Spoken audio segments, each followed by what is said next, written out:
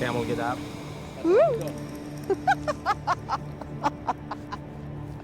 This is brilliant. This is obviously an iconic image. Taking a camel ride by the pyramids, surely it encapsulates the spirit of Egypt. But such an image is completely misleading.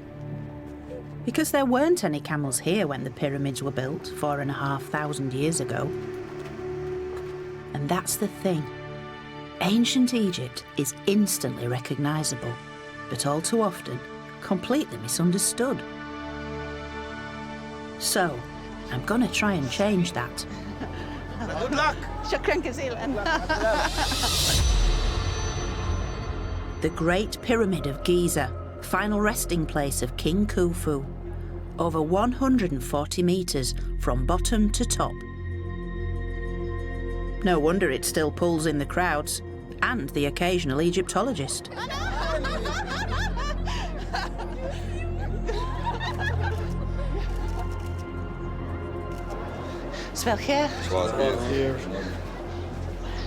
It's hard to really get it into words, but we are now entering into the depths of this iconic monument of ancient Egypt.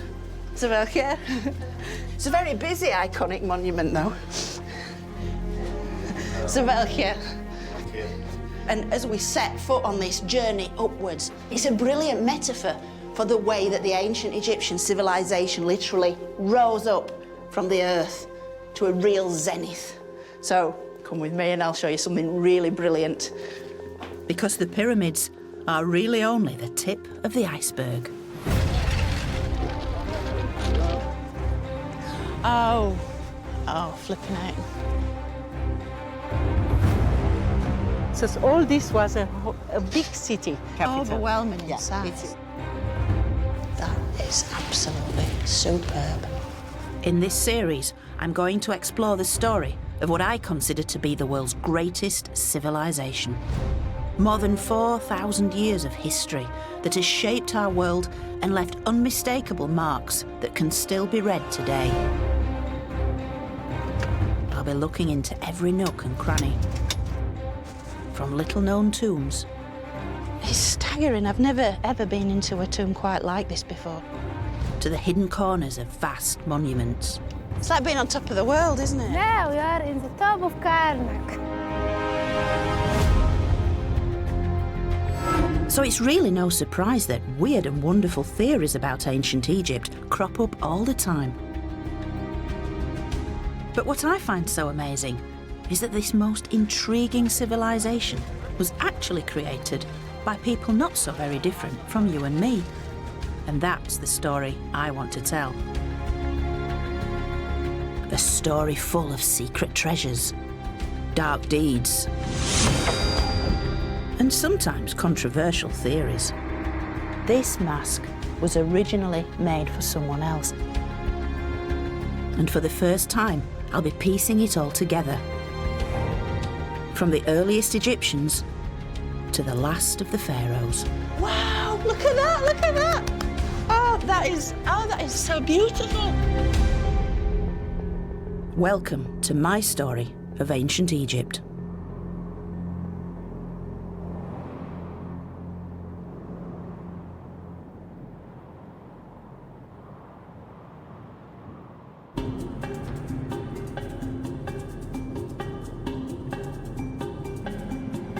The big question is, how did ancient Egypt begin? Where did the first Egyptians and their extraordinary culture come from? This immortal civilization was thousands of years in the making, so to pull it all together is a daunting task. But bear with me, as it's utterly fascinating.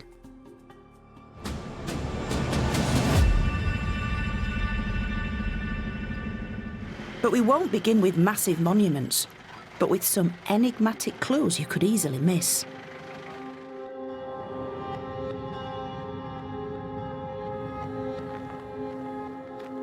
This is Kirta, around 100 kilometres south of Luxor. Unless you're an archaeologist, you almost certainly won't have heard of it.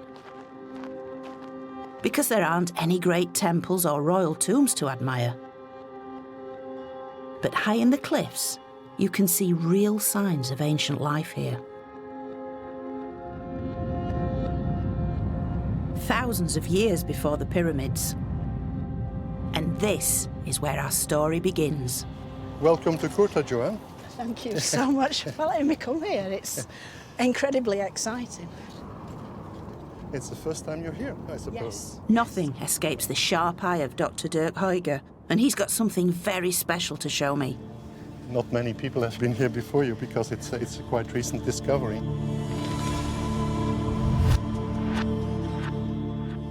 These carvings in the rock reveal an amazing story about the beginnings of Egyptian life. It's a 19,000-year-old picture gallery, complete with its own hippo. Back line, very short tail, hind legs, belly line, front legs, and the mouth is shown. Hippo is smiling, but then again, an hippo is always smiling. But another type of animal is by far the most common here. That's cattle. It's not just cattle. There's the mighty aurochs, the wild buffet, wild cattle. And extremely powerful images that seem to be in movement. They are, they're charging down towards us, aren't they? These wild aurochs were ancestors of the domestic cow. And nearly 20,000 years ago, beef was the main thing on the menu. About maybe 50% of their diet was composed of aurochs. So they were experts and masters in representing this animal.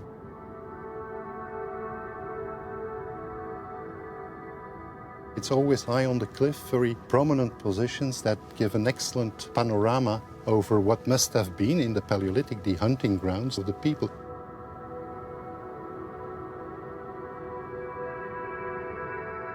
It's easy to picture these early hunters here as they tracked their prey. But the landscape would have looked very different from today, because back then, this was savanna grassland, a green and fertile region. Do we have any idea why these creatures were engraved on these rocks here? We can guess, Joann, but we don't know. Maybe they wanted to influence the hunting. Maybe this is some sort of hunting magic.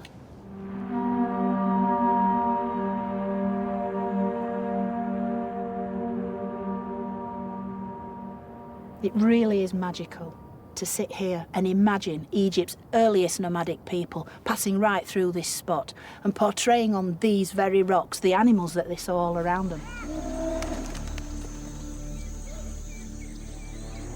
Human figures and boats joined the animals as the carvings became stranger and stranger. But these carvings are also the earliest glimpse of the amazing things to come.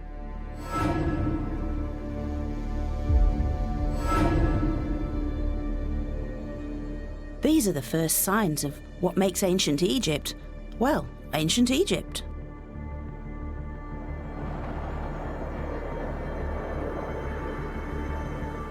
As for its ancient landscape, this evolved under dramatic circumstances.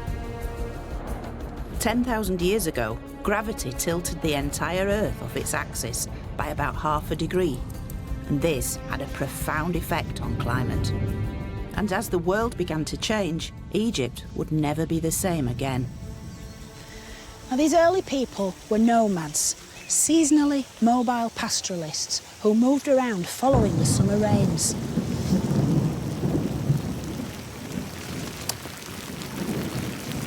And these rains really were the vital, life-bringing force which created the greenery on which wild animals depended. But of course, with climate change, these rains began to dry up. OK, you can cut the rain.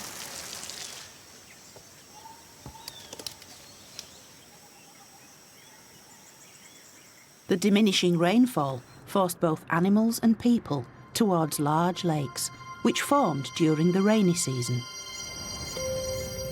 One such area is Nabta Playa, 100 kilometres southwest of Aswan. And here, these nomadic hunters began to settle into communities.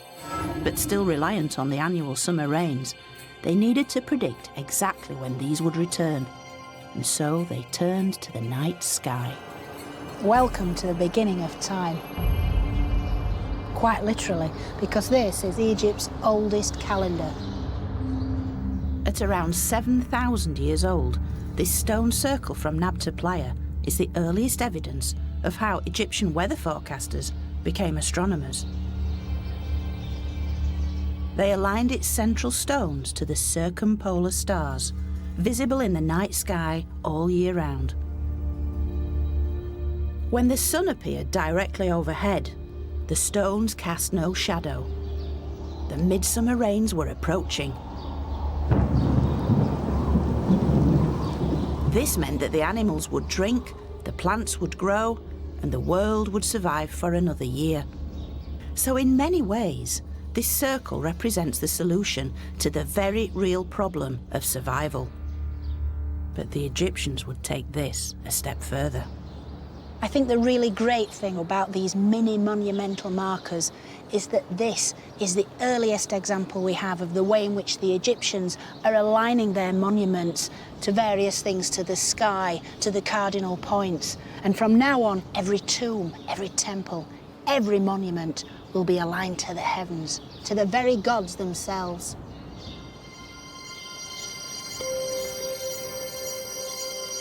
If the stars and the rain were this closely linked, then this world and the next must be one and the same. Now this has been described as Egypt's earliest sculpted stone monument and dates from around 5000 BC. This chunk of sandstone was quarried over a mile away from where it was eventually discovered. This certainly suggests a kind of sense of community where people were already working together to achieve a desired aim. In this case, the stone was hauled into place, and then there are clear signs that it's been sculpted into a specific shape. Now you might have to go with me on this, but some believe that this is in fact a cow,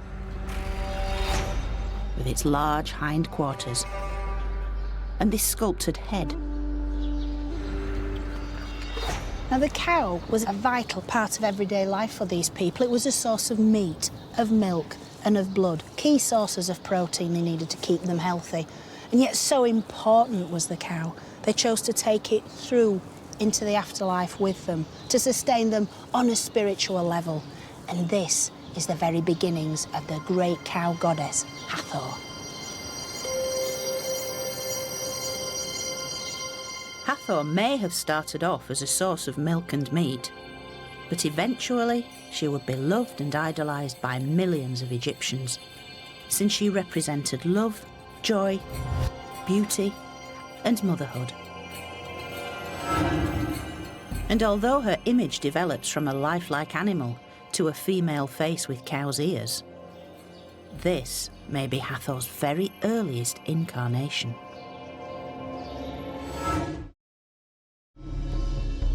Yet Hathor is only one of a multitude of gods and goddesses.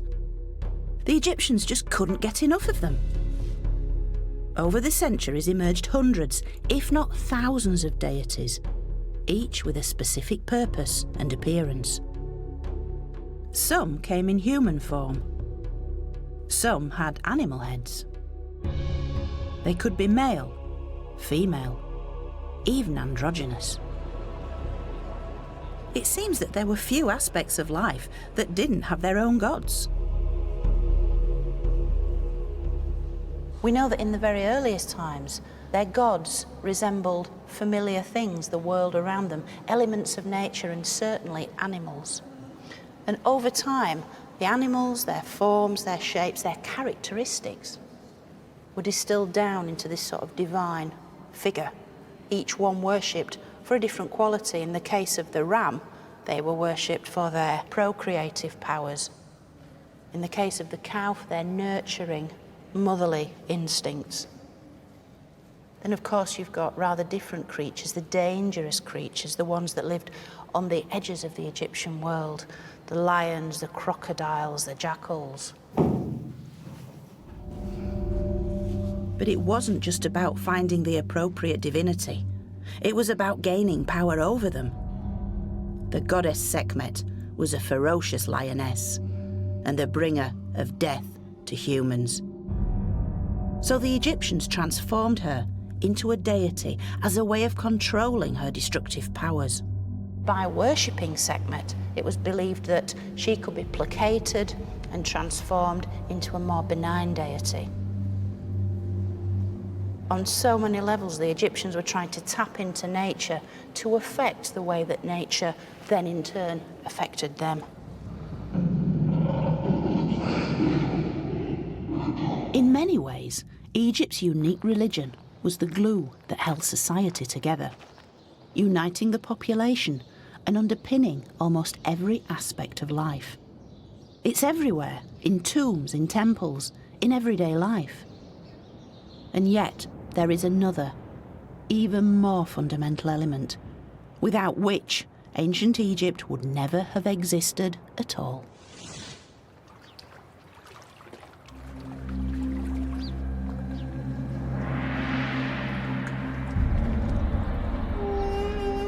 Later Greek historians famously observed that Egypt was the gift of the Nile.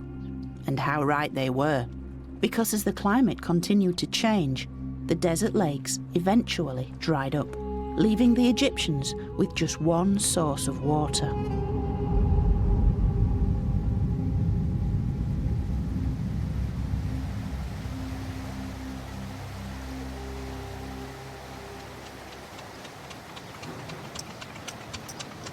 This is an incredibly special place. Located in modern Sudan, it nonetheless forms the very source of Egypt.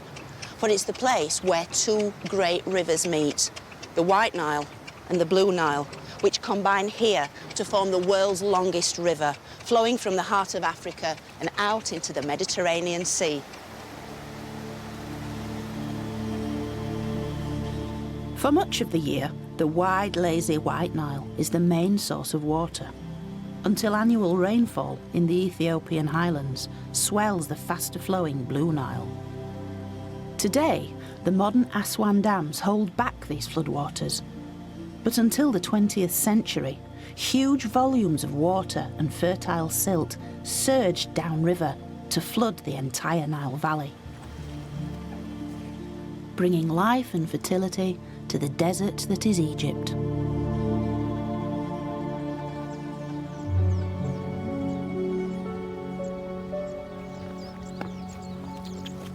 This annual Nile flood was the single most important event in the lives of every ancient Egyptian, for its life-giving waters brought the nutrients and minerals which enriched the soil all along its banks, and this allowed agriculture to flourish.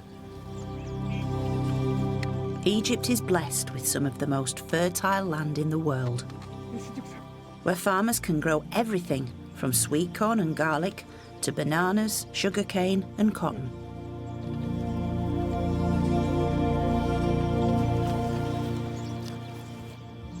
Badawi, it's quite intensive farming, isn't it? The land gives the people a lot, doesn't it? Yes, but we need to give the land also rest. We grow one time and we leave it for 1 month, then after we use the land again to grow again. That's amazing that it only needs 1 month rest time and then it can be planted again. Yeah, sometimes 15 days, sometimes 1 month. Yeah. But it really does emphasise that this land of Egypt has always been so rich and so giving to the people. It's always given the people everything they need.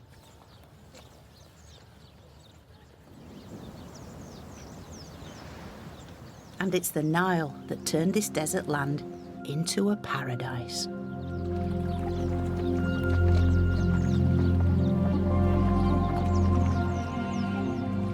And 7,000 years ago, the people who could no longer survive in an increasingly desert landscape were forced to migrate towards it as their only source of water.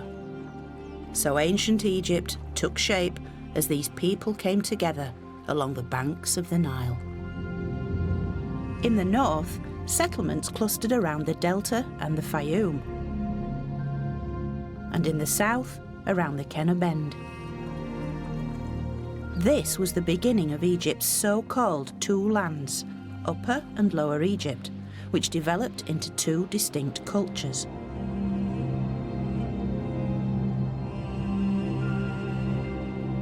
But what they both had in common was the astonishing fertility replenished every year by the miracle of the Nile. El Kab, located to the south of the Kenner Bend, is one of Upper Egypt's earliest settlements. And while it may lack the wow factor of the pyramids, it's actually far more revealing to see traces of this amazing evolution. Because here we can see how a nomadic lifestyle was soon replaced by a settled social structure. And although it was a slow and gradual process, archaeologist Elizabeth Hart can identify each stage of this transformation. That's into small pits. Yes. Wow, you do work in an enclosed space, don't you? But it's much cooler down here. It's lovely, actually.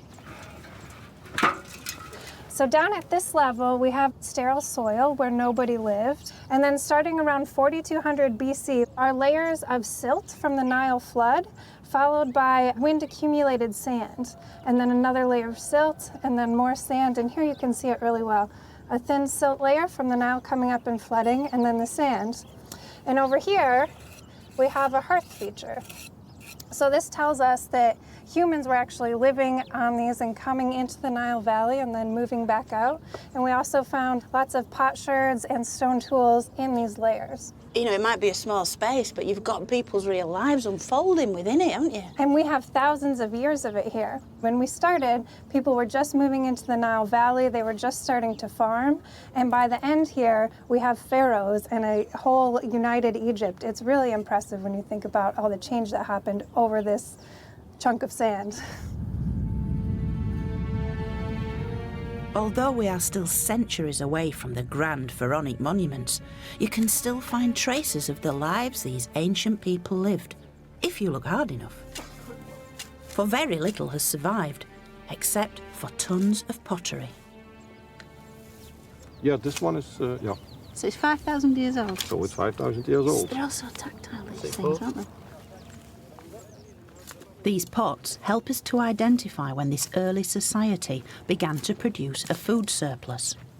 A pivotal transition which required robust pottery for the storage of large-scale food and drink production.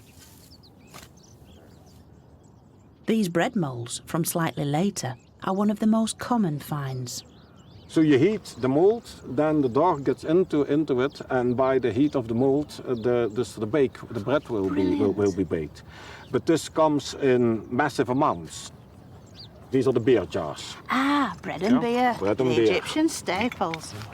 Oh, nice slice of a beer jar. This is the nuts and bolts of how Egyptian chronology all came together in the early days, isn't it? Yes. The pottery is especially fundamental to understand how people were living.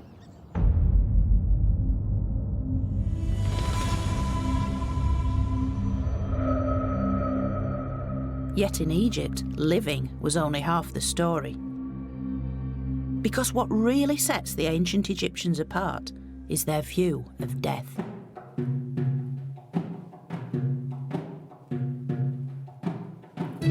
To them, death wasn't the end of life, but a new beginning. A transformation from the world of the living into an everlasting afterlife. And such a belief would shape Egypt's most mysterious practice and my favourite subject. Mummification. Although the origins of this enigmatic tradition are only now becoming clearer, the burial of their dead had a strong significance from the very earliest times. This is a typical burial from around 3400 BC. The body is curled into the fetal position, and here placed within a reconstructed pit grave, surrounded by the belongings he might have had in his earthly life, like pottery, jewellery, and a palette for preparing cosmetics. Everything that was important to him in life accompanied him into death. And I think that's quite significant because it shows that already 5,500 years ago, the Egyptians wanted to take it all with them. They clearly believed that something happened beyond death. Death was simply a transition into another state of existence when you continued to live, and it was assumed you would need everything you'd needed in your life on Earth. His body was naturally mummified in the hot desert sand, but its placement here may not have been accidental. Because even when dead, the body had to be preserved in order to house the soul for eternity. A skeleton simply wasn't good enough. Skeletons, bones, they are very, very anonymous. And yet, when the soft tissue, the skin, the hair is all present, we are ourselves. And that's exactly what this individual represents. Being face to face with one of the very earliest Egyptians gives us insight into the development of their ideas about the afterlife. It started off as a practical thing, burying the dead in a relatively small space, bundled up, and then it developed these layers of kind of like the symbolism, the fetal position, this idea in rebirth into the next world. It's almost like the seed from which the Egyptian funerary belief system evolved. This is the very beginning of a process which would be repeated a millionfold throughout Egyptian history. It's this combination of the esoteric underpinned by the practical, which really does sum up the Egyptians in a nutshell. From the very beginning, the Egyptians were masters of making sense of their world, no matter how complex and mystifying it might seem to us.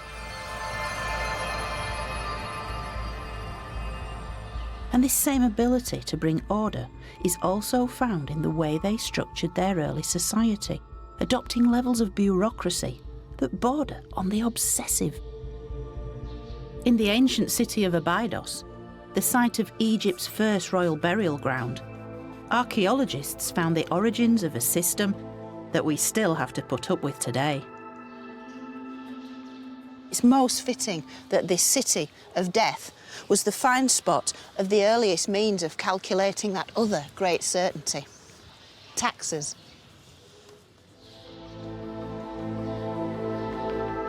The evidence comes from small bone and ivory labels like these, which have been dated to around 3250 BC. The originals are probably the size of a postage stamp, and you can see that each one is engraved with images of animals, of birds, of plants and so forth.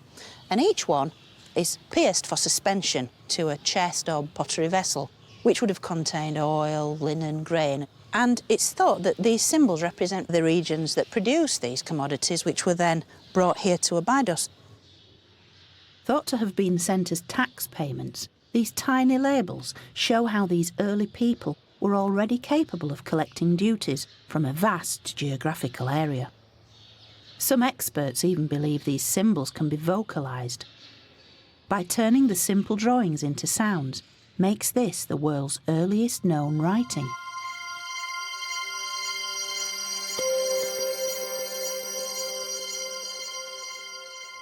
Now, isn't it interesting that the world's earliest writing wasn't developed to express some great outpouring of emotion or express grand passion?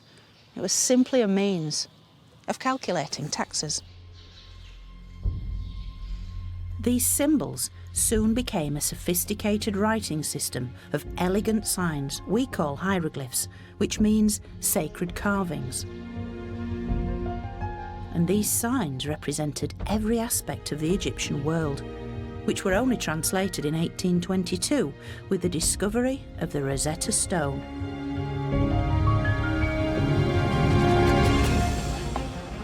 And a common language was needed as goods were transported between the two lands of Upper and Lower Egypt. The people of Lower Egypt had also developed trade links with the rest of the ancient world. But as more warlike regions began to emerge in Upper Egypt, it soon became clear that the Nile had spawned two very different and distinctive cultures. And in many ways, the only thing they really had in common was this great river.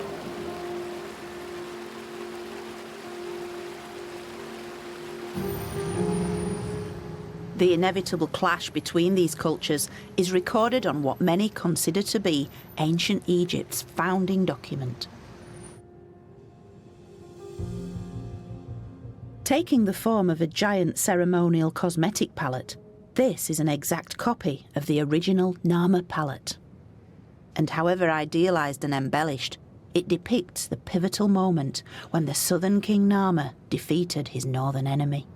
A split second after this mace comes down onto this northern enemy's head and he's executed, he's killed, he is no more, Narmer himself remains, the first king of a united Egypt.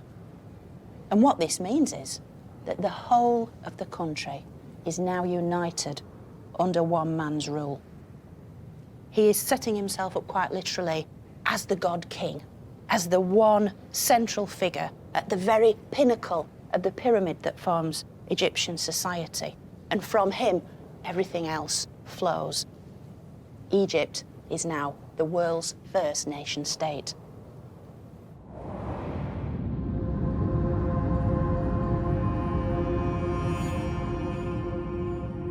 What made ancient Egypt is all here. The art forms, the forms of religion, and even the world's first writing, hieroglyphic script. This is the name of Narmer. The catfish, Na, and the chisel, Mer, Na, Mer, striking catfish. As the first king of Egypt, Narmer is protected by the cow goddess Hathor, stands beside Horus, the falcon god of kingship, and is dressed in all the same paraphernalia as every king who succeeds him. He has the tie-on false beard to emphasise his virility and his strength. And this is matched, of course, by the tie-on bull's tail. It's a wonderful feature. This idea you could just tie a little tail onto the back of the belt and then take into yourself the power of a bull. This palette is Egypt's earliest historical document.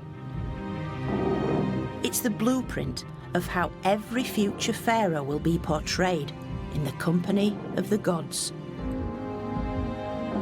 Yet perhaps most significant is Narmer's smiting pose. This powerful image, with the mace held high, will be endlessly repeated throughout Egypt's long history. This is a horrible way to die, to have your brains bludgeoned out. And yet, even this, the Egyptian artist can show in an almost ballet-like pose. It's been sanitised, it's been elevated to a piece of art. And yet the message still gets through.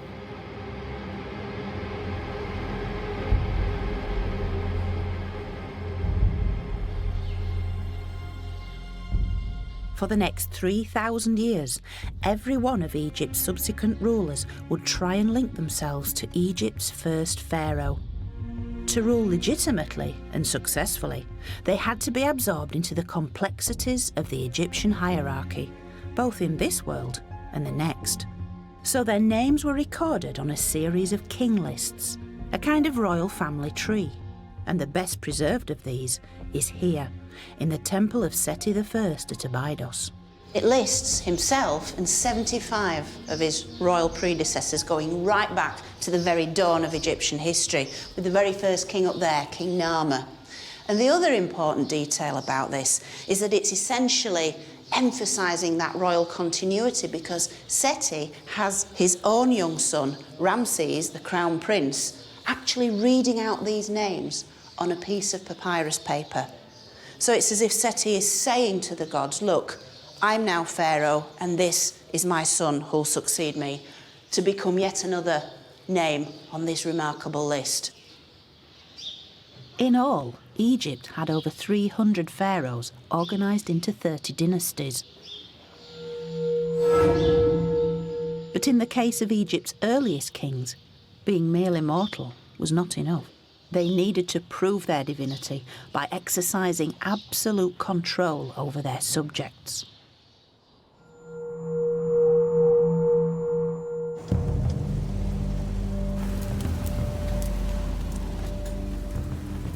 And the evidence for this was found in the desolate desert surrounding the ancient city of Abydos.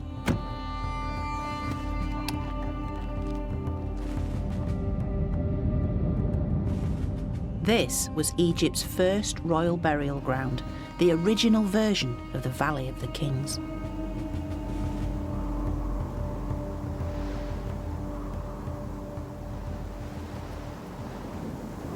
Now, being here, you get a real sense of the importance of this place for the ancient Egyptians. For as the wind funnels down this valley and swirls around the sand, if you listen very carefully, you can hear a whispering sound.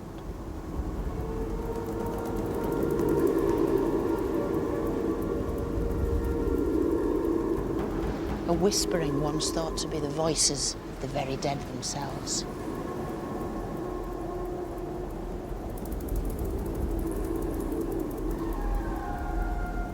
And here, Egypt's earliest kings were laid to rest within huge subterranean burial chambers.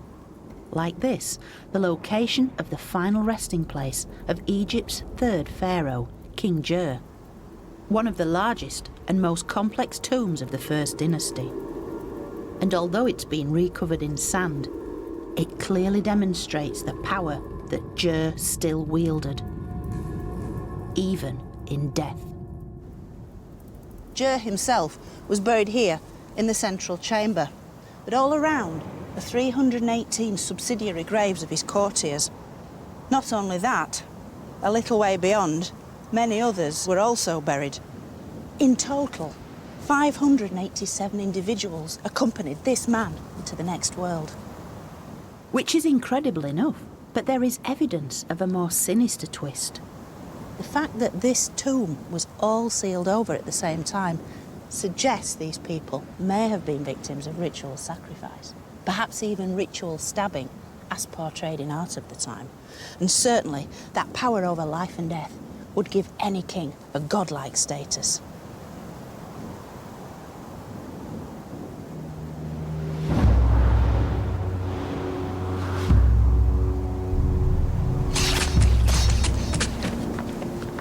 Now, later kings seem to have realised that killing all their courtiers in one go was not the best use of people who were a precious state resource. After all, who'll be around to make the next king his cup of tea? Although this cruel and short-sighted practice of ritual killing soon died out, it had nonetheless demonstrated that Egypt's rulers had complete control over their subjects. An essential step along the route towards building the pyramids and indeed Egypt itself. Welcome, welcome. Yet the Egyptian people were not slaves. By this time, Egypt was a land of plenty, where all could enjoy its bounty, both in life and in death.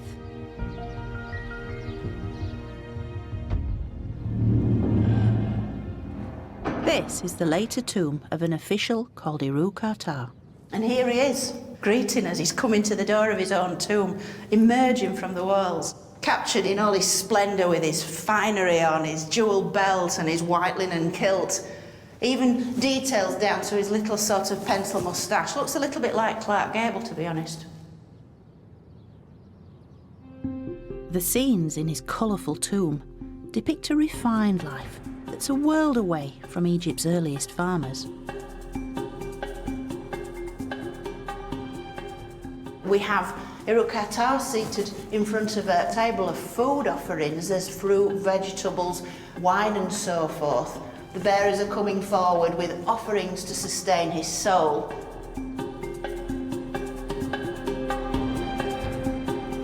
Iraktar was the royal butcher, an important member of court. And with royal courtiers no longer sacrificed for burial with their king, they could now make their own elaborate preparations for the afterlife. There are a couple of scenes up here of the household servants making the beds of Iraktar and his family. They're stretching out the linen sheets. They're bringing even a little fly whisk and the ancient Egyptian pillow, the headrest there. So even in the afterlife, Iraktar will be comfortable. Iraktar's tomb is in Saqqara, a sprawling city of the dead for Egypt's first capital, Memphis.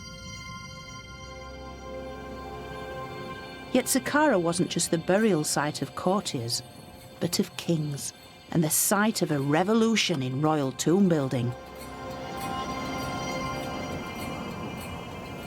And whereas previously the dead had tended to be buried away in the desert, hidden away almost, here at Saqqara, high on the desert escarpment, the dead were literally placed on display.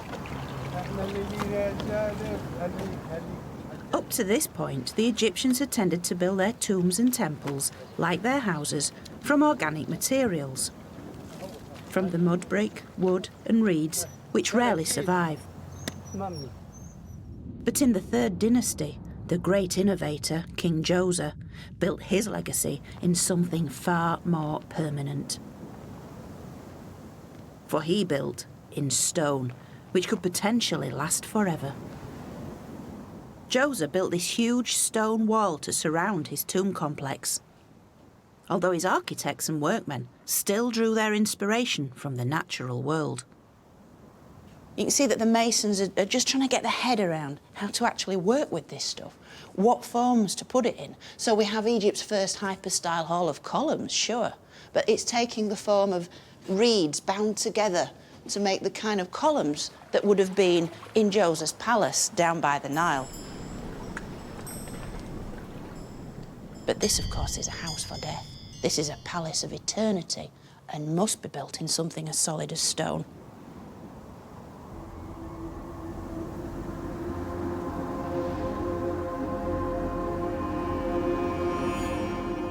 At the rear of his complex is an intriguing stone shrine where I can come face to face with King Djoser himself. The shrine looks like it's suffering a severe case of subsidence, and yet the Egyptians purposefully built it on this very definite tilt. It has these two holes here where modern tourists can see Djoser. But Djoser can see them. He can actually see beyond them, because this faces true north.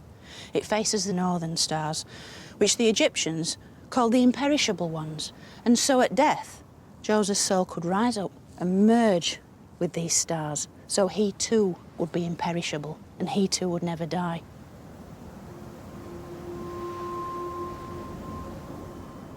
In order to ensure that his soul could live on, Djoser's body needed somewhere safe to rest, within a tomb truly fit for a king.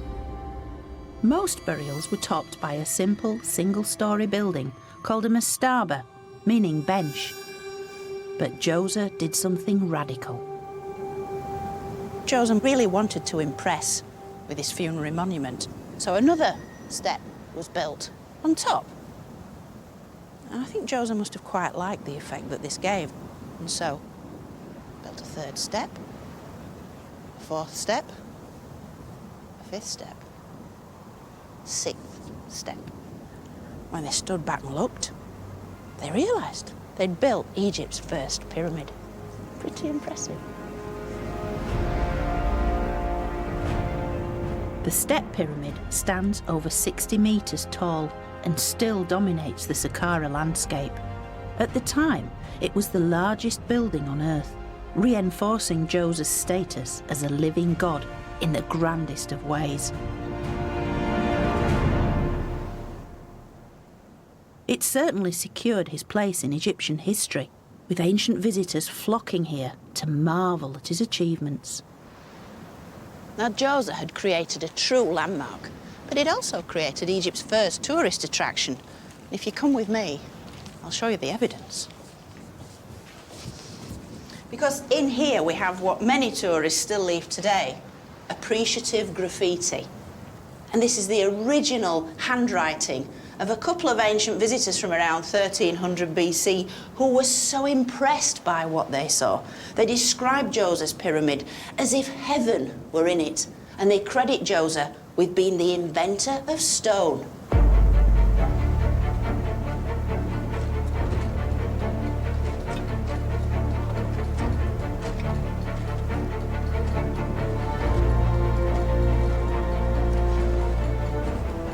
But why did Djoser build this?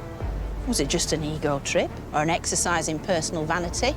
Or was it designed to show the world just how far Egypt had come? Because in only a few centuries, these disparate people had come together to create the world's first nation state.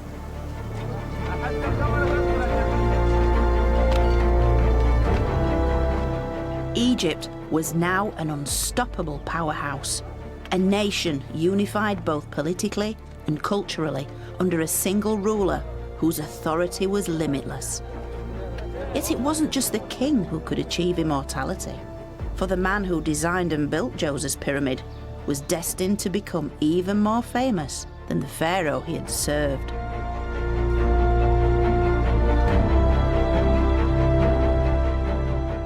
This statue base once held a full-sized figure of King Djoser, but carved into its base is also the name of his architect. And here we can see it with this reed, the owl, and then the little mat with a little bread loaf on, which reads Imhotep. And here he is, the man himself. Although most likely a commoner by birth, Imhotep rose through the ranks to become one of Egypt's most powerful officials. He was made the royal chancellor, the prime minister. He was even made high priest of the sun god. He was the ultimate local boy made good, because he then gained a reputation as an academic, as a great healer, and he was famous the length and breadth of Egypt. He was ultimately worshipped as a god. Imhotep represents the ultimate in social mobility, a kind which was certainly possible within Egypt's unique society.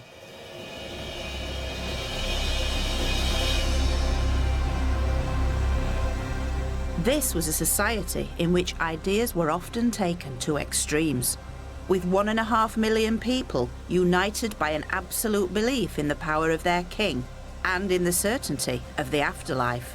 Egypt enters its most ambitious era so far,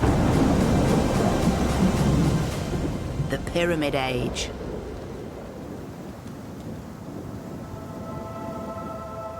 Over 130 pyramids would be built across Egypt, and they represent the zenith in royal tomb building. Huge state-sponsored civil engineering projects that used vast resources of materials, manpower, and time.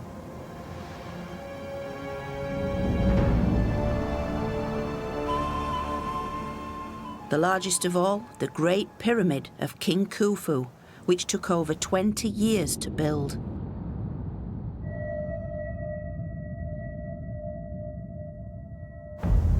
And in order to build something so ambitious, an entire city was created, specifically to house the construction workers, just beyond this monumental wall. It's known as the Wall of the Crow, and it separated the silent, sacred space of the dead from the busy, bustling city of the pyramid builders.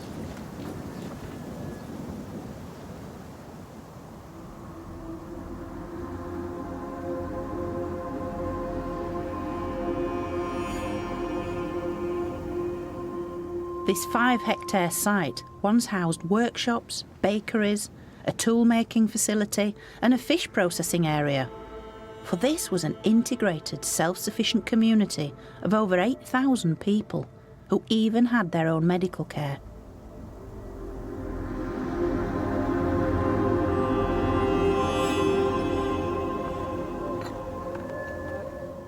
Anthropological archaeologist Dr. Richard Redding has been excavating the site since 1991. Where we are now, this is kind of a big workshop, a big industrial park where there's lots of activity going on. Out here, they're probably producing granite statues, maybe granite columns. We find tools out here for polishing, the granite. We find tools out here for chipping at the granite. It's very well planned. We have 3 streets. We have North Street, Main Street we're on, and we have South Street down there. So we're walking down Main Street. You're walking down Main Street. The pyramid workers lived cheek by jowl in 2-storey barracks. You would have walked in, you would have been in a very quiet, dark, long, narrow room. This is where they would have slept. There would have been a higher bed for the overseer at each end, and then everybody would have laid down, probably with their head in this direction or the other direction, exactly like this. You would be lying here like this, and this would be your nighttime position. Very comfortable. Can I try out the overseer's bed? Sure, you want to try out the overseer's bed there? Delusions of grandeur. Is it this one or that one? Yeah, that's the wall. You're right where you are. Oh, so this is all right. So if I sat down here. Yeah, the overseer's bed is actually buried under a few centimeters of sand, and the floor here is probably under about a half a meter of sand. So, oh, this is nice. Yeah. I'm keeping my eye on you now. That's right. You can see me. If I got up in the night and I tried to sneak out to go someplace, you would see me. Everything the workers needed was here on site. The team have recovered data that shows that workers consumed 74 cattle and 257 sheep and goats each week.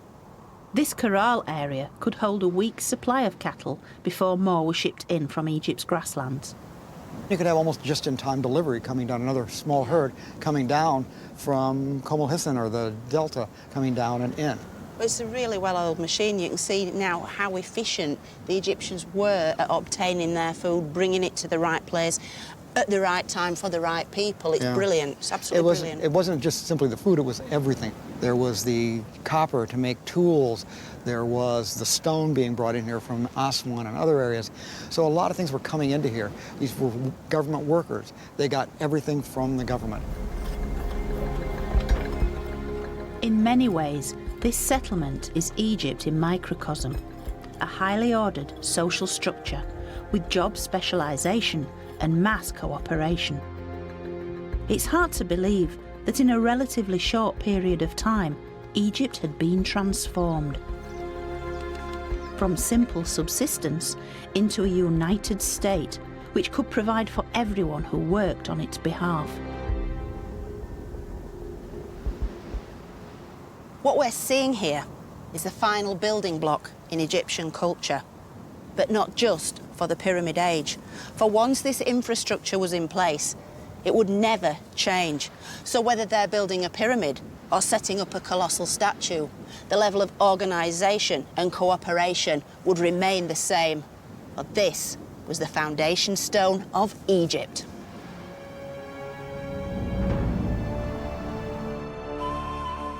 The pyramids are eternal testament to just how powerful Egypt had now become. And in many ways they are Egypt at this time, dominating everything around them on a gigantic scale.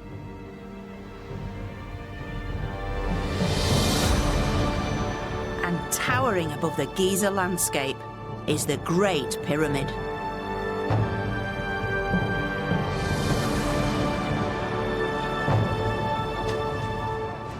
It took around 20,000 people to set in place the 2.3 million blocks of limestone.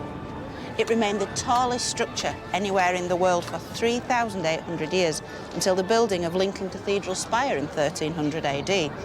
It's a phenomenal achievement for any civilization at any time. But for me, its exterior can't compare to the sense of wonder once you venture inside. The roof of the Grand Gallery passageway is built of multiple layers of enormous limestone slabs, rising over 8 metres high.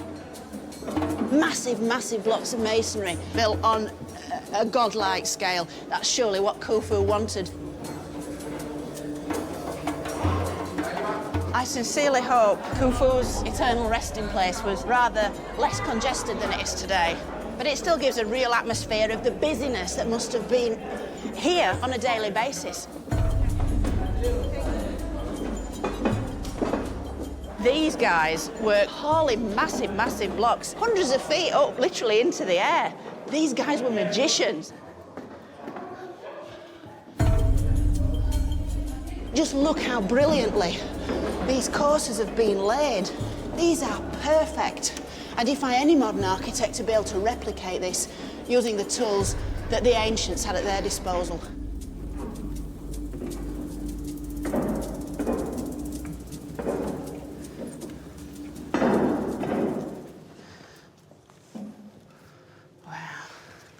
Here we are at the zenith. We're at the heart of the pyramid now, King Khufu's burial chamber, and we've hit it at exactly the right moment because the pyramid is closed for lunch. So we've got the whole place to ourselves, and you really get a sense of the sanctity of this divine mausoleum.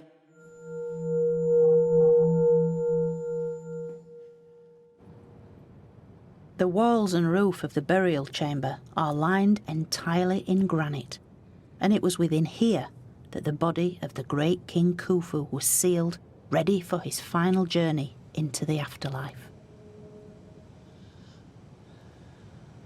We're at the heart of the pyramid in terms of its architecture, but we're literally in the heart of ancient Egypt. I feel like I should be speaking in a whisper because the acoustics are so extraordinary. It's a sterile, plain, stark room. It's pretty much like a bank vault. And when you think about it, that's exactly what it is, because it once contained Egypt's greatest treasure, the mummified body of the god king, which contained the soul, not only of Khufu, but of all the generations of pharaohs, stretching way back to King Narmer. Forget the jewels, forget the gold. Egypt's real treasure was in here. And it's the first time I've ever been in here without crowds and crowds of other people. And speaking now, the sound of the voice reverberating around immediately takes you back 4,500 years to the day of the funeral, to the sacred words the priest would have chanted to revive the soul of the god king. It's miraculous, it's a wonderful, spectacular place that affects every sense, visually, audibly, in every sense. It's beyond words, really. I think I probably better stop talking now.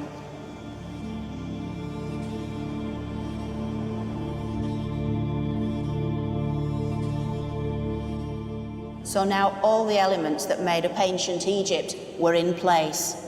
A well-fed, highly organised population that unswervingly followed their god king, and all of whom shared this fervent belief in an afterlife.